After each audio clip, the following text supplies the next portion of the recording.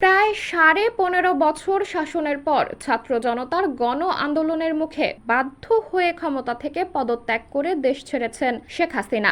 ভারতীয় গণমাধ্যমের প্রতিবেদন থেকে জানা যায়, বাংলাদেশের রাজনৈতিক এই পালাবদলের প্রভাব সরাসরি গিয়ে পড়েছে কলকাতার পাইকারি মাছ বাজারে। প্রতিবেদনে বলা হয়, বাংলাদেশের চলমান পরিস্থিতিতে দুদেশের মাছ ব্যবসায়ীরা কয়েক কোটি টাকার ক্ষতির সম্মুখীন হয়েছে। সীমান্তে ট্রাক চলাচল বন্ধ থাকায় কিভাবে এই পরিস্থিতি সামাল দেবেন তা বুঝে উঠতে পারছেন না তারা। এর পাশাপাশি এবারের পূজায় পদ্মার পাড়ের ইলিশ বাঙালির পাতে পড়বে কিনা তা নিয়েও অনিশ্চয়তার সৃষ্টি হয়েছে। ভারতীয় মাছ ব্যবসায়ীরা জানান, প্রতিদিন বাংলাদেশ থেকে 8 থেকে 10টি ট্রাকে প্রায় 800 মেট্রিক টন পাবদা, পার্শে, ভেটকি, ট্যাংরা, পমফ্রেট এবং অন্যান্য মাছ আমদানি হয়।